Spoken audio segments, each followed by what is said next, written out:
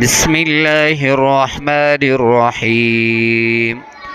وإذا سمعوا ما أنزل إلى الرسول ترى أعينهم تفيض من الدمع مما عرفوا من الحق يقولون ربنا آمنا فاكتبنا مع الشاهدين. وما لنا لا نؤمن بالله وما جاءنا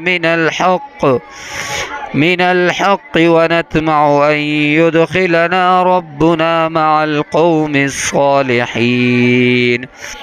فأثابهم الله بما قالوا جنات تجري من تحتها الأنهار خالدين فيها وذلك جزاء المحسنين.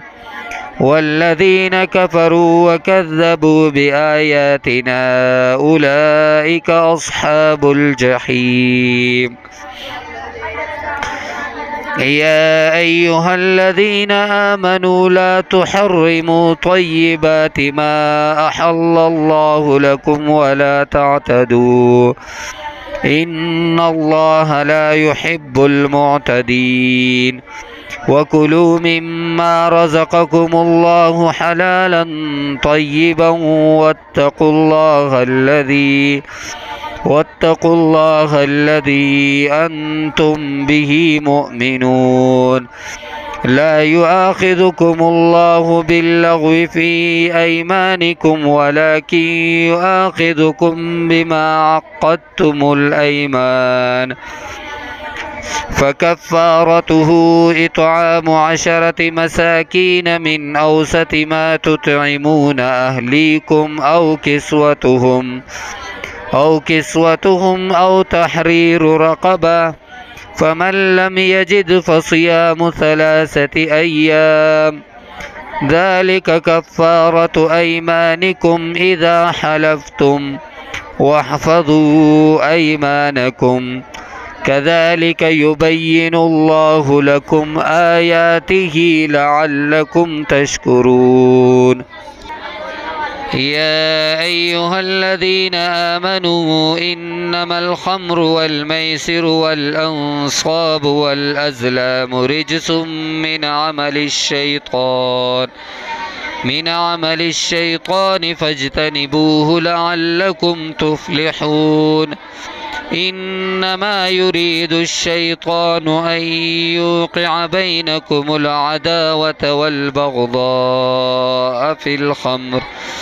في الخمر والميسر ويصدكم عن ذكر الله وعن الصلاة فهل أنتم منتهون. وأطيعوا الله وأطيعوا الرسول واحذروا فإن توليتم فاعلموا أنما على رسولنا البلاغ المبين.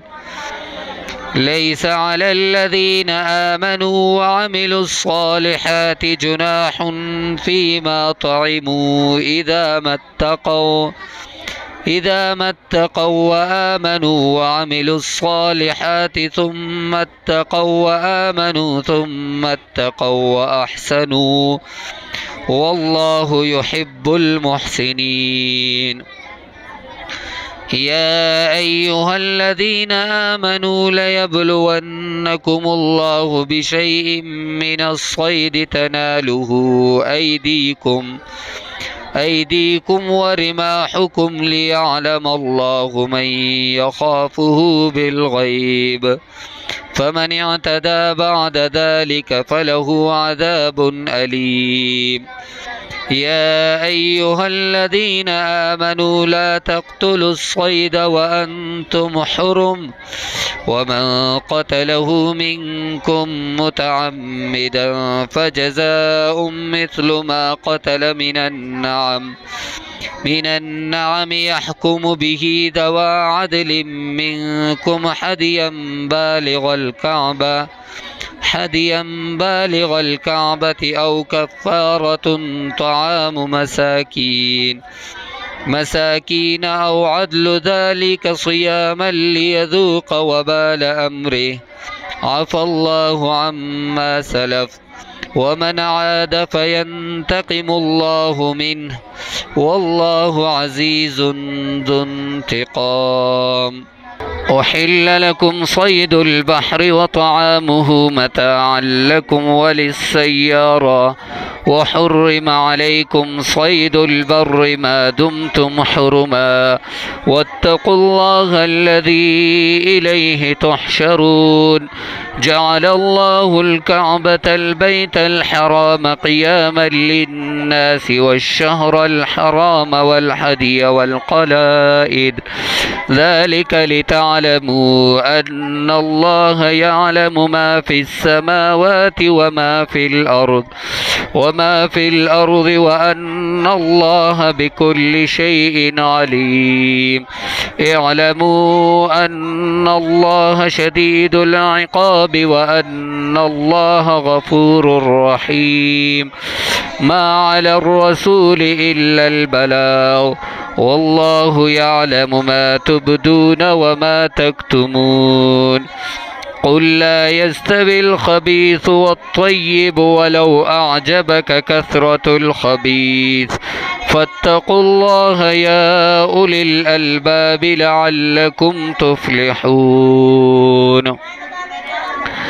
يا أيها الذين آمنوا لا تسألوا عن أشياء إن تبد لكم تسؤكم وإن تسألوا عنها حين ينزل القرآن تبد لكم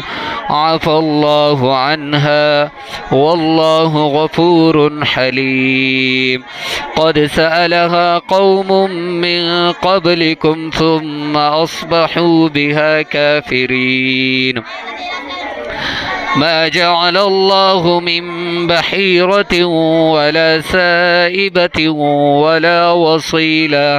ولا وصيلة ولا حام ولكن الذين كفروا يفترون على الله الكذب وأكثرهم لا يعقلون. وإذا قيل لهم تعالوا إلى ما أنزل الله وإلى الرسول قالوا حسبنا ما وجدنا عليه آباءنا أولو كان آباؤهم لا يعلمون شيئا ولا يهتدون. يا أيها الذين آمنوا عليكم أنفسكم لا يضركم من ضل إذا اهتديتم إلى الله مرجعكم جميعا فينبئكم بما كنتم تعملون. يا أيها الذين آمنوا شهادة بينكم إذا حضر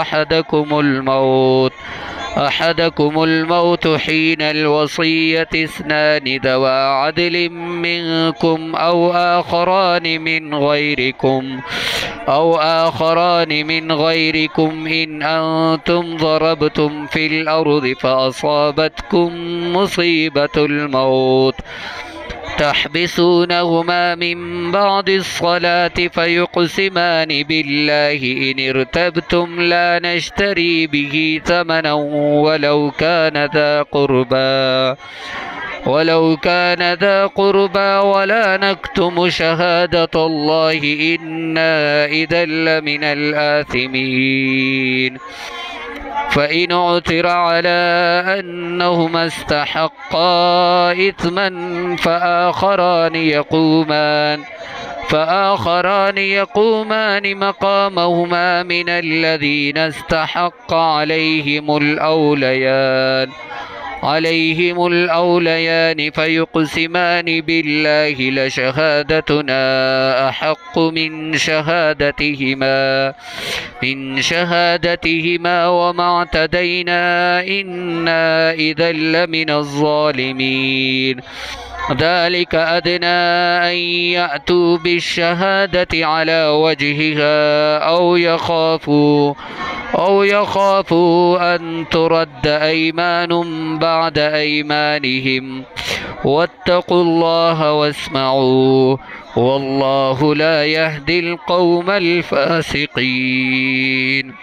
يوم يجمع الله الرسل فيقول ماذا أجبتم قالوا لا علم لنا إنك أنت علام الغيوب إذ قال الله يا عيسى ابن مريم اذكر نعمتي عليك وعلى والدتك إذ أيدتك بروح القدس تكلم الناس في المهد وكهلا وإذ علمتك الكتاب والحكمة والتوراة والإنجيل وإذ تخلق من الطين كهيئة الطير بإذني فتنفخ فيها فتكون طيرا بإذني وتبره الأكمه والأبرص بإذني وإذ تخرج الموتى بإذني وإذ كففت بني إسرائيل عنك إذ جئتهم بالبينات فقال الذين كفروا منهم إن هذا إلا سحر مبين وإذ أوحيت إلى الحواريين أن آمنوا بي وبرسولي قالوا آمنا واشهد بأننا مسلمون إذ قال الحواريون يا عيسى ابن مريم هل يستطيع ربك أن ينزل علينا مائدة من السماء قال اتقوا الله إن كنتم مؤمنين قالوا نريد أن نأكل منها وتطمئن قلوبنا ونعلم أن قد صدقتنا ونكون عليها من الشاهدين قال عيسى ابن مريم اللهم ربنا أنزل علينا مائدة من السماء تكون لنا عيدا لأولنا وآخرنا وآية منك وارزقنا وأنت خير الرازقين قال الله إني منزلها عليكم فمن يكفر بعد منكم فإني أعذبه عذابا لا أعذبه أحدا من العالمين وإذ قال الله يا عيسى ابن مريم أأنت قلت للناس اتخذوني وأمي إلهين من دون الله قال سبحانك ما يكون لي أن أقول ما ليس لي بحق إن كنت قلته فقد علمته تعلم ما في نفسي ولا أعلم ما في نفسك إنك أنت علام الغيوب ما قلت لهم إلا ما أمرتني به أن اعبدوا الله ربي وربكم وكنت عليهم شهيدا ما دمت فيهم فلما توفيتني كنت أنت الرقيب عليهم وأنت على كل شيء شهيد إن تعذبهم فإنهم عبادك وإن تغفر لهم فإنك أنت العزيز الحكيم قال الله هذا يوم ينفع الصادقين صدقهم لهم جنات تجري من تحتها الأنهار خالدين فيها أبدا رضي الله عنهم ورضوا عنه ذلك الفوز العظيم لله ملك السماوات والأرض وما فيهن وهو على كل شيء قدير. أعوذ بالله من الشيطان الرجيم. سورة الأنعام مكية بسم الله الرحمن الرحيم. الحمد لله الذي خلق السماوات والأرض وجعل الظلمات والنور ثم الذين كفروا بربهم يعدلون. هو الذي خلقكم من طين ثم قضى أجلا وأجل مسمى عنده ثم أنتم تمترون. وهو الله في السماوات وفي الأرض يعلم سركم وجهركم ويعلم ما تكسبون. وما تأتيهم من آية من آيات ربهم إلا كانوا عنها معرضين. فقد كذبوا بالحق لما جاءهم فسوف يأتيهم أنباء ما كانوا به يستهزئون. ألم يروا كم أهلكنا من قبلهم من قرن مكناهم في الأرض ما لم نمكن لكم وأرسلنا السماء عليهم مدرارا وجعلنا الأنهار تجري من تحتهم فأهلكناهم بذنوبهم وأنشأنا من بعدهم قرنا آخرين.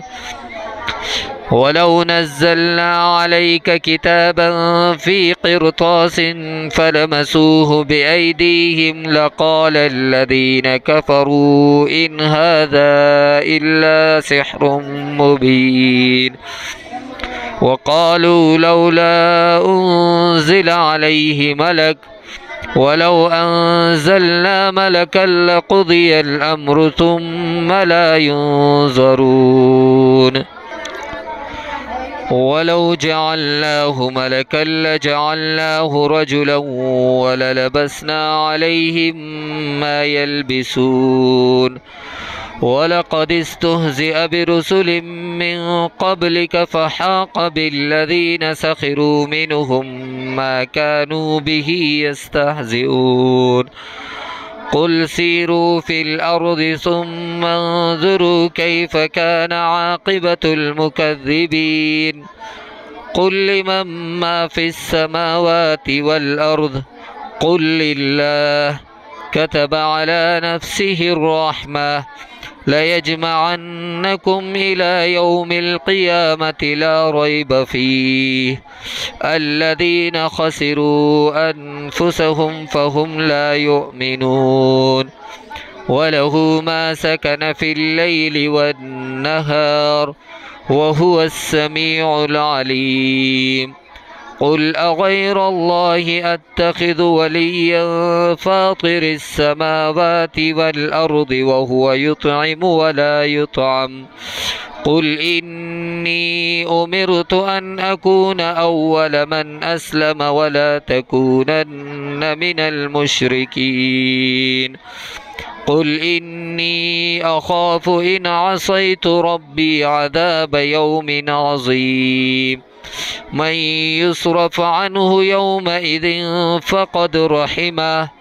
وذلك الفوز المبين. وإن يمسسك الله بضر فلا كاشف له إلا هو وإن يمسسك بخير فهو على كل شيء قدير وهو القاهر فوق عباده وهو الحكيم الخبير. قل أي شيء أكبر شهادة قل الله شهيد بيني وبينكم. وأوحي إلي هذا القرآن لأنذركم به ومن بلغ أئنكم لتشهدون أن مع الله آلهة أخرى قل لا أشهد قل إنما هو إله واحد وإنني بريء مما تشركون الذين آتيناهم الكتاب يعرفونه كما يعرفون أبناءهم الذين خسروا أنفسهم فهم لا يؤمنون ومن أظلم ممن افترى على الله كذبا أو كذب بآياته إنه لا يفلح الظالمون ويوم نحشرهم جميعا ثم نقول للذين أشركوا أين شركاؤكم الذين كنتم تزعمون ثم لم تكن فتنتهم إلا أن قالوا والله ربنا ما كنا مشركين انظر كيف كذبوا على أنفسهم وضل عنهم ما كانوا يفترون ومنهم من يستمع إليك وجعلنا على قلوبهم أكنة أن يفقهوه وفي آذانهم وقرا وإن يروا كل آية لا يؤمنوا بها حتى إذا جاءوك يجادلونك يقول الذين كفروا إن هذا إلا أساطير الأولين وهم ينهون عنه وينأون عنه وإن يهلكون إلا أنفسهم وما يشعرون ولو ترى إذ وقفوا على النار فقالوا يا ليتنا نرد ولا نكذب بآيات ربنا ونكون من المؤمنين بل بدا لهم ما كانوا يخفون من قبل ولو ردوا لعادوا لما نهوا عنه وإنهم لكاذبون وقالوا إن هي إلا حياتنا الدنيا وما نحن بمبعوثين ولو ترى إذ وقفوا على ربهم قال أليس هذا بالحق قالوا بلى وربنا قال فذوقوا العذاب بما كنتم تكفرون قد خسر الذين كذبوا بلقاء الله حتى إذا جاءتهم الساعة بغتة قالوا يا حسرتنا على ما فرطنا فيها وهم يحملون أوزارهم على ظهورهم ألا ساء ما يزرون وما الحياة الدنيا إلا لعب ولهو وللدار الآخرة خير للذين يتقون أفلا تعقلون قد نعلم إنه ليحزنك الذي يقولون فإنهم لا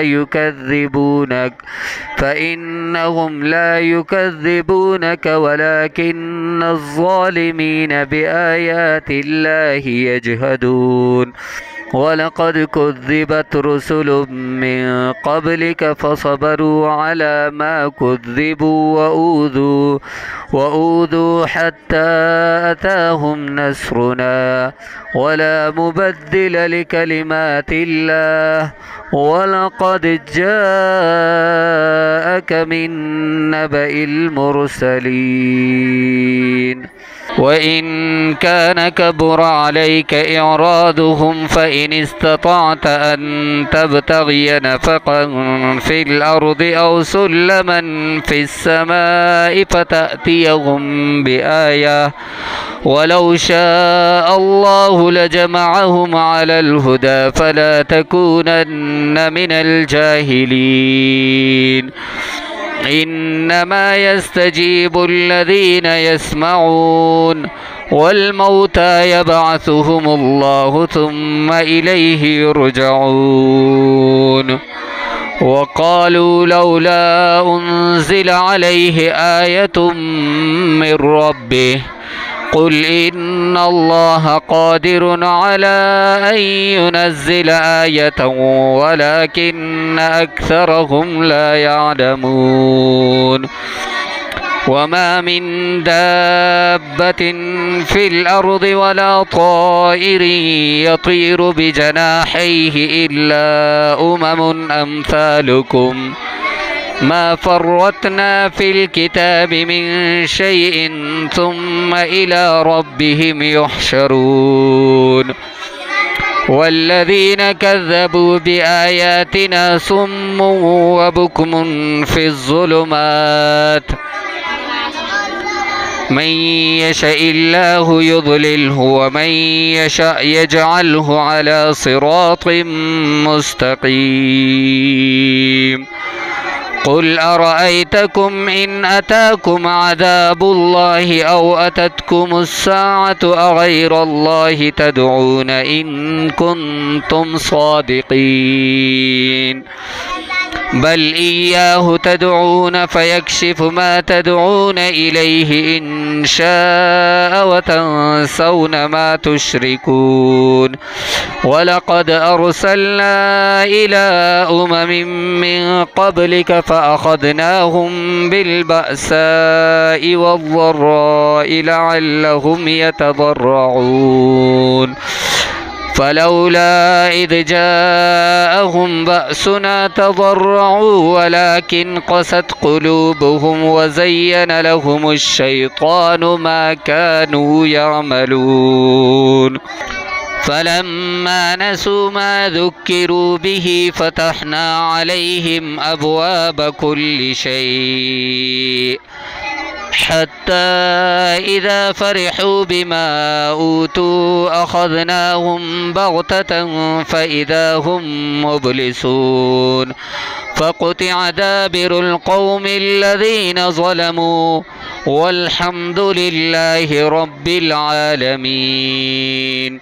قل أرأيتم إن أخذ الله سمعكم وأبصاركم وختم على قلوبكم من إله غير الله يأتيكم به انظر كيف نصرف الآيات ثم هم يصدفون قل أرأيتكم إن أتاكم عذاب الله بغتة أو جهرة هل يهلك إلا القوم الظالمون وما نرسل المرسلين إلا مبشرين ومنذرين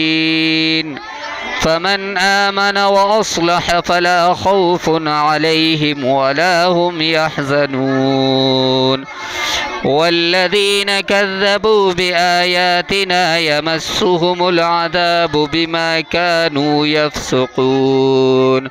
قل لا أقول لكم عندي خزائن الله ولا أعلم الغيب ولا أقول لكم إني ملك إن أتبع إلا ما يوحى إلي قل هل يستوي الأعمى والبصير أفلا تتفكرون وأنذر به الذين يخافون أن يحشروا إلى ربهم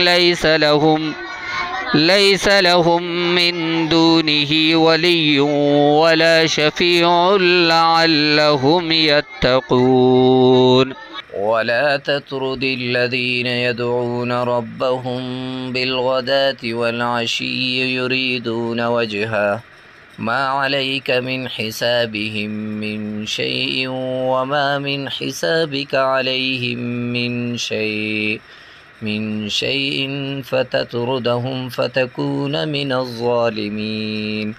وكذلك فتنا بعضهم ببعض ليقولوا أهؤلاء من الله عليهم من بيننا أليس الله بأعلم بالشاكرين وإذا جاءك الذين يؤمنون بآياتنا فقل سلام عليكم كتب ربكم على نفسه الرحمة أنه من عمل منكم سوءا بجهالة ثم تاب من بعده وأصلح فأنه غفور رحيم. وكذلك نفصل الآيات ولتستبين سبيل المجرمين. قل إني نهيت أن أعبد الذين تدعون من دون الله قل لا أتبع أهواءكم قد ضللت إذا وما أنا من المهتدين. قل إني على بينة من ربي وكذبتم به ما عندي ما تستعجلون به إن الحكم إلا لله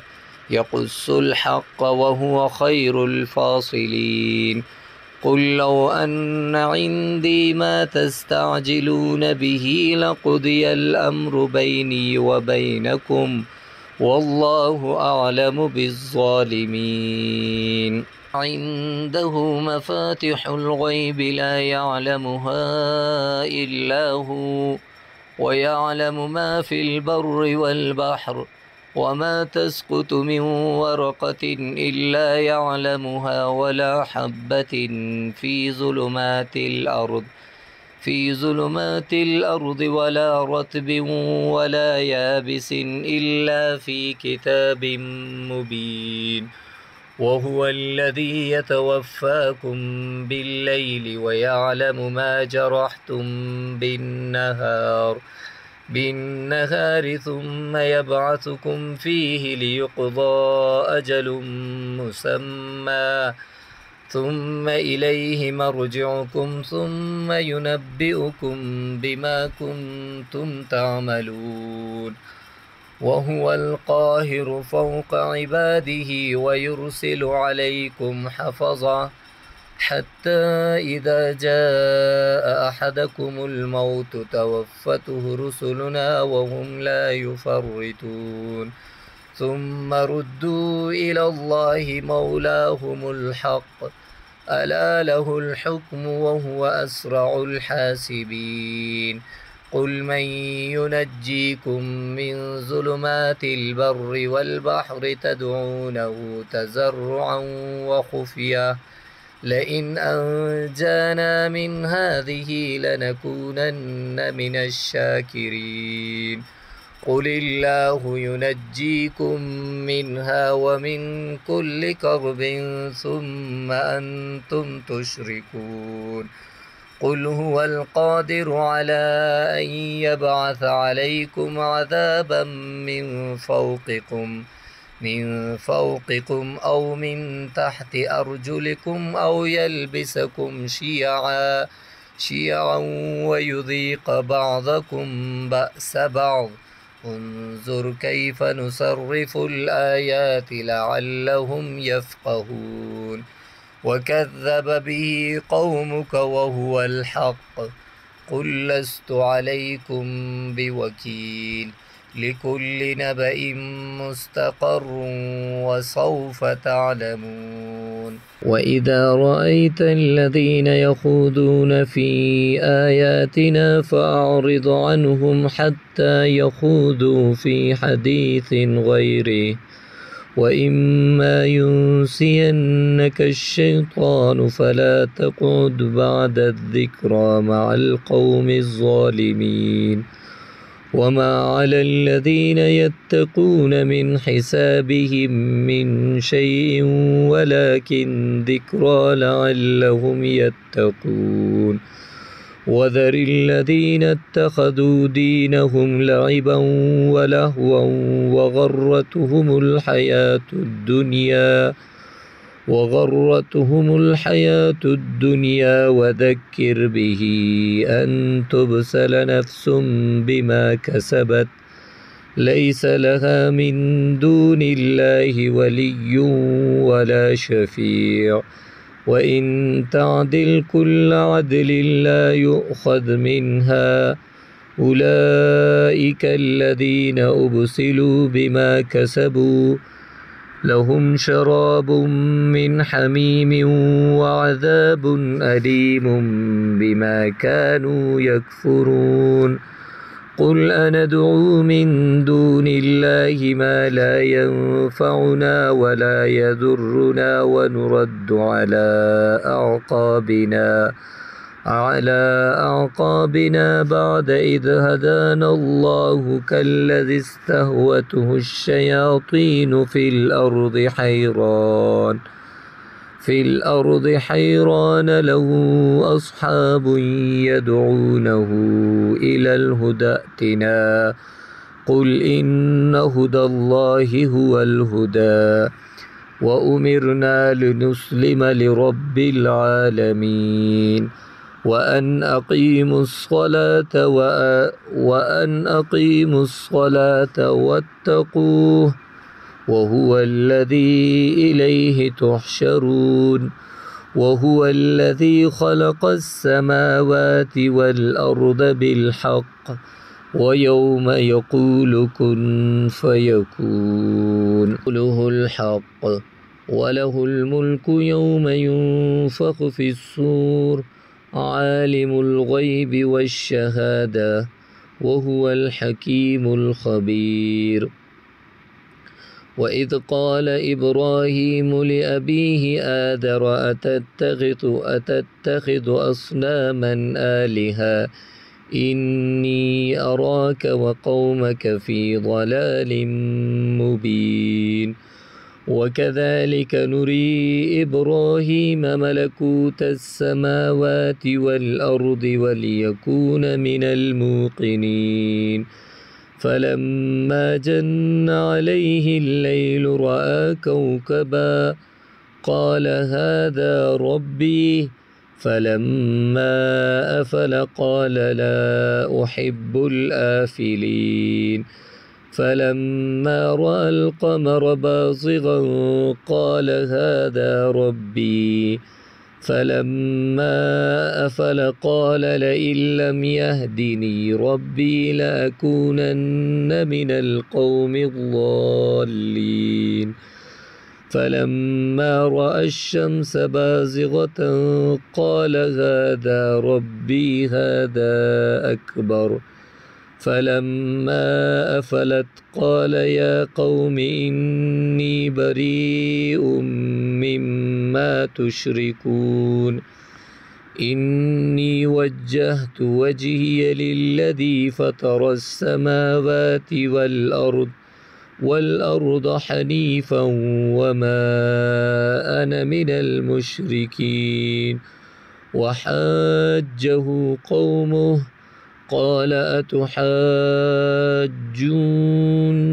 في الله وقد هدان ولا أخاف ما تشركون به إلا أن يشاء ربي شيئا وسع ربي كل شيء علما أفلا تتذكرون وكيف أخاف ما أشركتم ولا تخافون أنكم أشركتم بالله ما لم ينزل به عليكم سلطانا فأي الفريقين أحق بالأمن إن كنتم تعلمون الذين آمنوا ولم يلبسوا إيمانهم بظلم أولئك لهم الأمن وهم مهتدون وتلك حجتنا آتيناها إبراهيم على قومه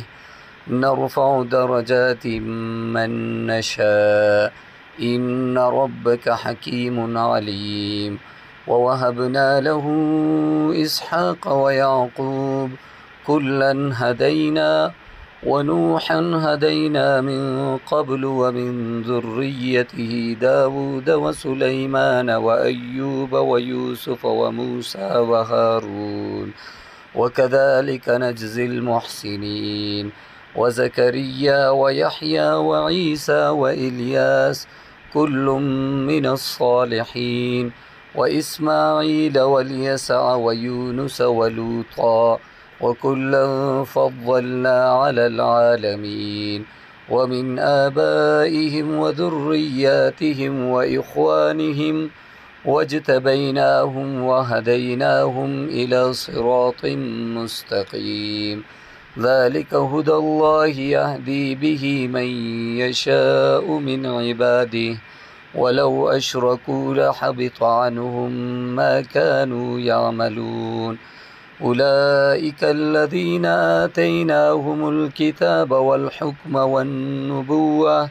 فإن يكفر بها هؤلاء فقد وكلنا بها قوما ليسوا بها بكافرين أولئك الذين هدى الله فبهداه مقتده قل لا أسألكم عليه أجرا إن هو إلا ذكرى للعالمين وما قدروا الله حق قدره إذ قالوا ما أنزل الله على بشر من شيء قل من أنزل الكتاب الذي جاء به موسى نورا وهدى للناس تجعلونه قراطيس تبدونها وتخفون كثيرا وعلمتم ما لم تعلموا أنتم ولا آباؤكم قل الله ثم ذرهم في خوضهم يلعبون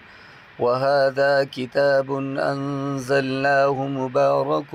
مصدق الذي بين يديه ولتنذر أم القرى ومن حولها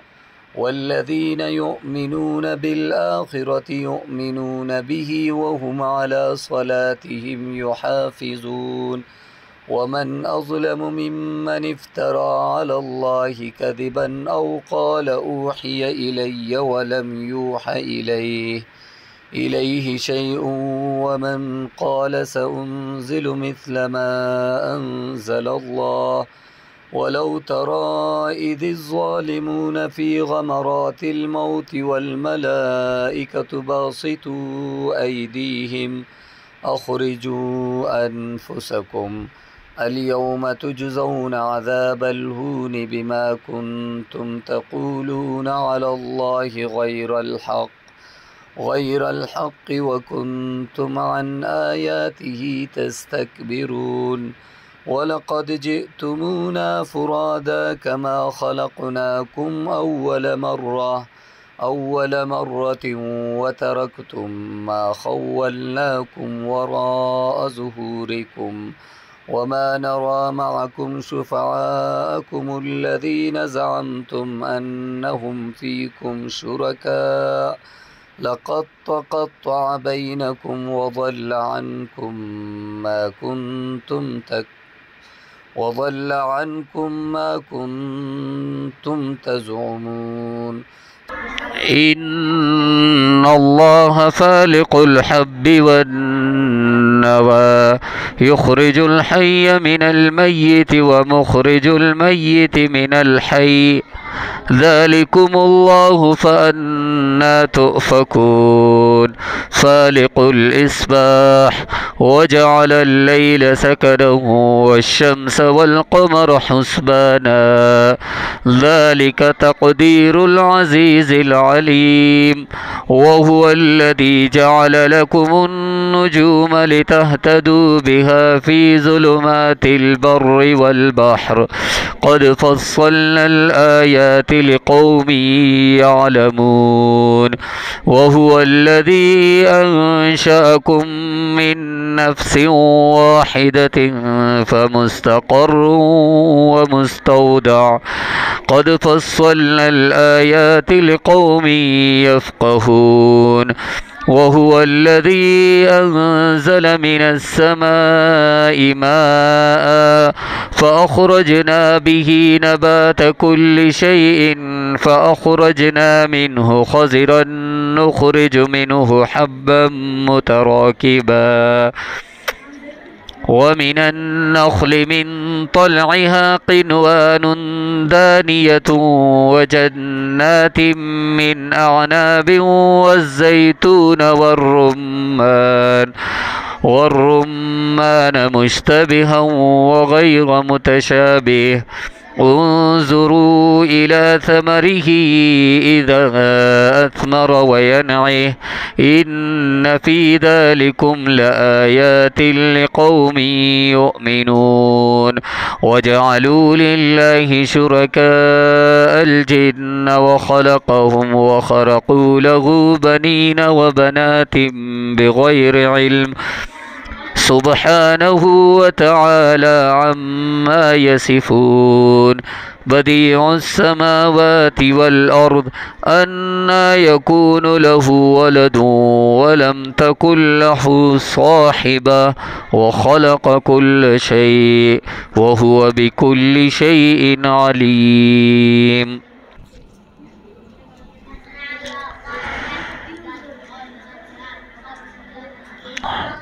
ذلكم الله ربكم لا إله إلا هو خالق كل شيء فاعبدوه وهو على كل شيء وكيل لا تدركه الأبصار وهو يدرك الأبصار وهو اللطيف الخبير قد جاءكم بصائر من ربكم فمن أبصر فلنفسه ومن عمي فعليها وما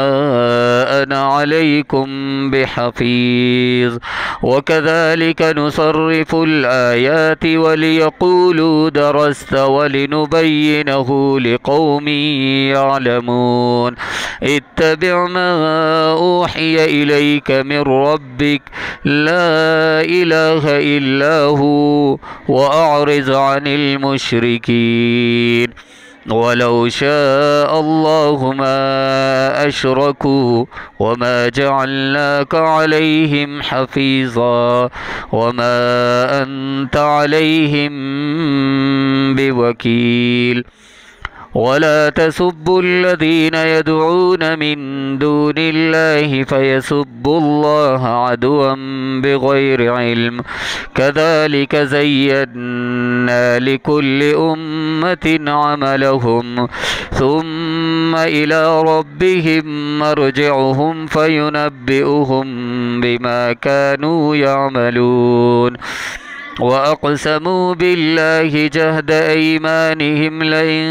جاءتهم آية ليؤمنن بها قل إنما الآيات عند الله وما يشعركم أنها إذا جاءت لا يؤمنون ونقلب أفئدتهم وأبصارهم كما لم يؤمنوا به أول مرة ونذرهم في طغيانهم يعمهون. صدق الله العظيم. والسلام عليكم ورحمة الله